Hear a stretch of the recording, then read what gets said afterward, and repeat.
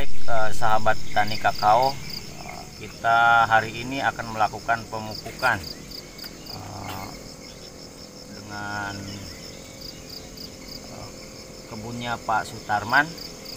Ini sekitar setengah hektar, Pak, ya.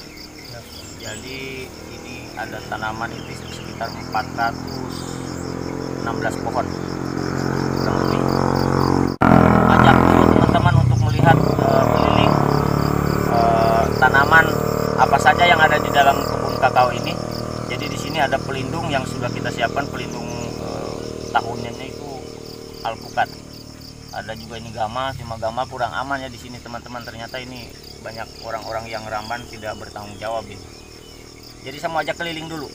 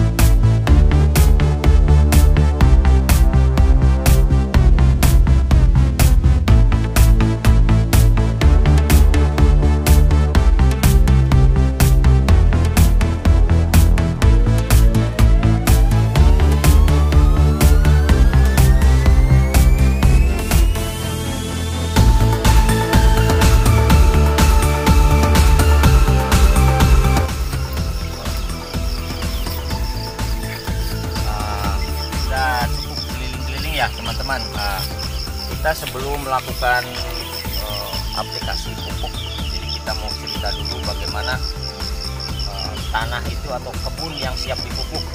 Jadi di manajemen pemupukan ini ada beberapa hal yang harus diperhatikan. Satu, tepat waktu. Jadi tepat waktu ini kapan melakukan pemupukan. Kedua, ada tepat dosis. Jadi dosis berapa pupuk yang harus dilakukan, diaplikasikan untuk tanaman-tanaman yang macam ini umur sekitar kurang lebih 2 tahun. Jadi ada tahapan-tahapan dari mulai 3 bulan, kemudian 6 bulan, 9 bulan, kemudian 12 bulan, kemudian 18 bulan dan 2 tahun. Nah, di sini kita akan berbicara sebelum melakukan pemupukan. Tentunya kebun yang siap dipupuk itu berarti harus pH-nya itu sudah dikatakan good untuk khususnya kakao, karena di dalam budidaya kakao pH tanah yang dibutuhkan untuk siap dipupuk itu minimal 5,8. Nah, 5,8 pun kita harus menggunakan kalsium, karena mayoritas pupuk yang beredar di pasaran itu NPK dan N-nya itu adalah amoniak. Jadi karena di dalam budidaya kakao amoniak itu sudah tidak diperbolehkan. Kenapa amoniak tidak diperbolehkan? Karena memang itu akan merusak tanah. Jadi bukan tidak bagus untuk tanaman, tetap bagus untuk tanaman, tapi unsur jangka lamanya itu akan merusak tanah yang mengakibatkan keasaman tanah itu meningkat. Nah, kalau keasaman tanah meningkat, otomatis serapan hara yang akan diserap oleh tanaman itu tidak sempurna. Nah, di sini ini untuk kebun ini kita sudah persiapkan jauh-jauh hari, jadi ini sudah siap dipupuk. Nah, dosis yang kita akan pakai ini umur sekitar 2 tahun, jadi sekitar 2 250 gram atau 2,5 genggam ukuran tangan orang dewasa ya. Jadi rata-rata tangan orang dewasa itu kalau kita menggenggam pupuk itu rata-rata istilahnya itu adalah 100 gram. Jadi kalau 2,5 genggam itu berarti sekitar 250 gram. Itu untuk dosis. Kemudian aplikasinya berarti harus tepat waktu. Tepat waktu ini biasanya petani dari zaman dahulu itu sudah terbiasa kalau memupuk itu berarti di awal musim hujan dan akhir musim penghujan ya. Nah itu untuk dasar melakukan pemupukan. Kenapa di awal itu? Karena di awal musim hujan itu ketersediaan air dalam tanah itu akan mencukupi untuk menyampaikan hara ke dalam akar atau ke tanaman. Kemudian kalau di akhir musim penghujan juga berarti tanah kadar air di dalam tanah itu masih cukup tersedia. Nah, adapun yang nggak boleh melakukan pemupukan adalah tatkala tanah itu kering atau kekurangan kadar air. Jadi sebetulnya bukan masalah hujan atau tidak hujannya. Kalau kita bisa melakukan dengan teknologi yaitu semacam vertigasi, itu walaupun musim kemarau kita bisa melakukan pemupukan. Intinya adalah melakukan pemupukan itu tidak kekurangan unsur air di dalam tanah. Kemudian kalau di kakao itu kalau tadi dibilang awal musim hujan dan akhir musim hujan berarti itu 1 tahun cuma 2 kali. Tapi kalau di kakao itu kita bisa lakukan 3 sampai 4 kali bahkan. Kalau tidak kita mau merasa putus buahnya berarti kita bisa melakukan 3 kali paling tidak. Jadi bisa 4 bulan 1 kali. Nah itu disesuaikan dengan kondisi di mana tanah itu masih kelembabannya cukup untuk diaplikasikan pupuk. Kemudian untuk pupuk, sebetulnya pupuk yang dianjurkan untuk kakao itu bukan N, tadi bilang bukan N amoniak, jadi harusnya yang cyanitrat. Cuma yang cyanitrat kita dapatkan di sini agak sulit, jadi kita tetap harus mengaplikasikan dolomit terlebih dahulu karena kalsium yang dibutuhkan itu yang paling banyak terdapat di dalam kapur dolomit atau kaptan. Adapun sebetulnya banyak hal yang bisa dilakukan oleh petani yang lebih murah sebetulnya, cuma kadang-kadang petani itu tidak mau lebih banyak pekerjaan. Contoh mungkin sekam padi yang dibuat arang juga itu ada kalsiumnya, bahkan di situ ada JPT-nya, bahkan di situ juga mengandung unsur hara yang lebih baik sebetulnya.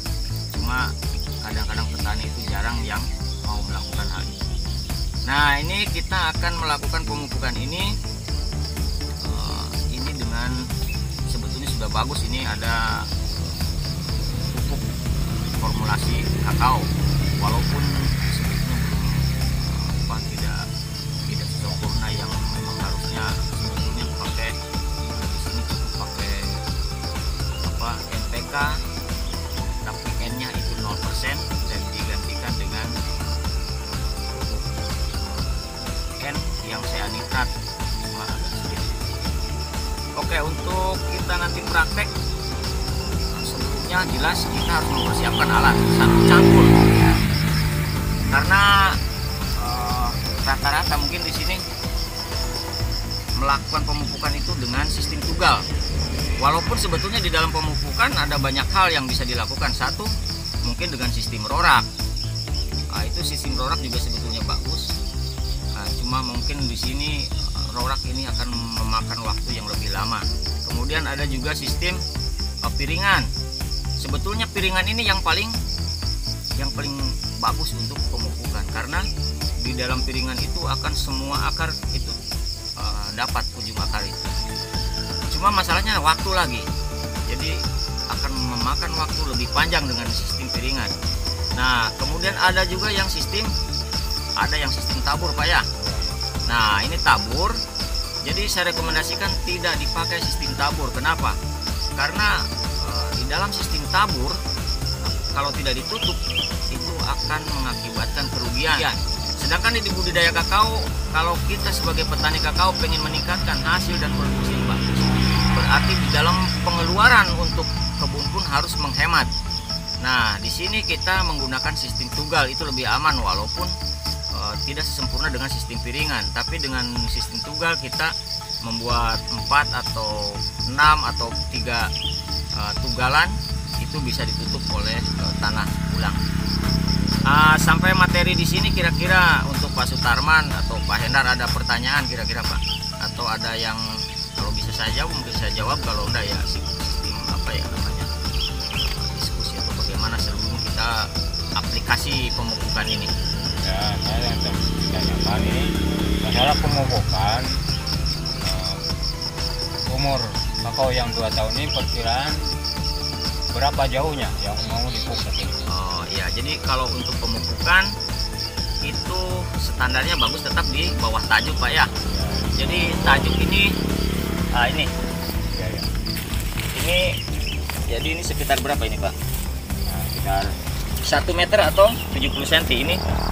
1 meter atau 70 cm kurang lebih itu ya. Jadi kenapa harus di bawah tajuk Pak ya?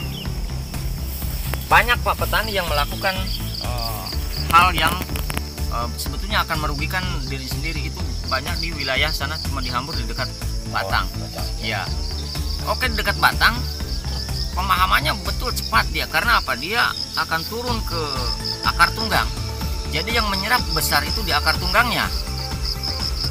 Nah, di akar tunggangnya, kalau di akar tunggang yang menyerap memang dia akan lebih cepat reaksinya. Tapi itu akan banyak masalah di situ. Kemungkinan lagi pas pentil dia akan lebih cepat gosong pentilnya karena akan reaksi akan lebih cepat. Tapi kalau di wilayah tajuk ini, di sini kan yang menyerap akar-akar kecil. Ibaratnya saringan, akar-akar yang kecil ini adalah penyaring makanan supaya tidak langsung begitu masuk di batang. Sebagai contoh sebetulnya sederhana, apabila kita makan saja kalau kita makan misalkan satu suap kita ukurannya berapa, misalkan satu cengkraman begini kita langsung masukin di mulut, kan kita juga manusia kayaknya kesulitan untuk mengunyah. Nah, sama tanaman juga seperti itu teorinya sebetulnya. Jadi perilaku yang diperlakukan kepada tanaman juga sebetulnya apa yang kita perlakukan kepada diri kita itu hampir mirip sebetulnya Pak. Oke lah, masih ada kira-kira yang mengganjal Pak Hendar? Cukup. Oke, kalau cukup jadi kita akan aplikasikan pemupukan dengan cara tunggal. Dengan cara tunggal juga Pak, pegang cangkul, coba bagaimana bisa dipraktekkan Pak Sutarman? 10 cm atau 1 meter dari yang jelas di bawah tajuk. Ya. Nah, ini nyangkul, Pak Sutarman boleh diperbaiki sedikit. Kenapa? Ini sudah miring. Ya. Kalau sudah miring, saya ambil contoh. Kalau miring dari sini berarti misalkan akar ini belum kelihatan akarnya ya, mungkin ke bawah. Jadi harapannya dari sini Pak. Jadi menghadap ke sana. Pohon. Ya, maksudnya akar kecil ini terpotong. Kalau ke sana mungkin jadi nggak terpotong, bahkan jadi sobek ya. Kalau dapat akar. Tapi kalau ke sini dia akan terpotong. Terpotong akar kecil ini, satu akar akan mungkin jadi tumbuh 2 atau 3 bahkan 5 akar. Ya, seperti itu. Jadi boleh, ini berapa ini Pak? Berapa tunggal? 4 boleh ya? 3 aja. 3, oke, boleh 3.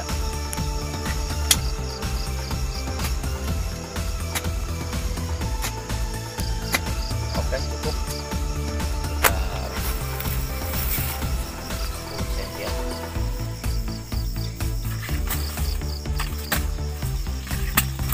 Nah, teman-teman, ini sebetulnya ini area pembukaan ya di sini. Jadi daun-daun pemangkasan sebetulnya tadinya digunduk di sini, tapi terhambur karena apa? Karena sebelah sana mungkin Pak. Predator. Ya, ini di sini ada bagaimana ya? Kalau dikatakan peliharaan, kalau yang namanya pelihara itu berarti dikasih kandang.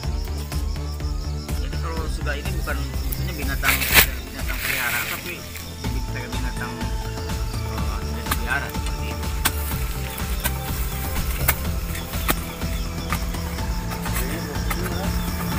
Lah.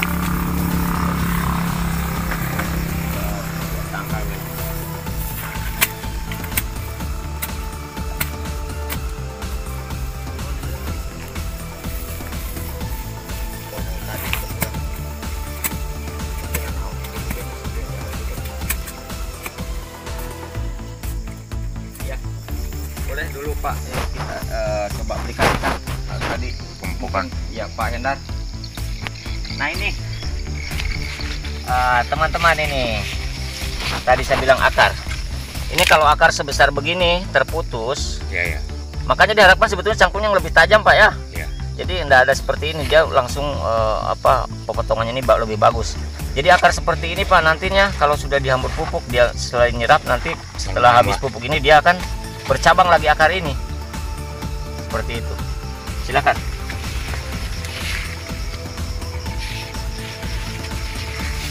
Nah ini ditutup ya, setelah ini ditutup. Nah ditutup ini berarti tidak ada penguapan.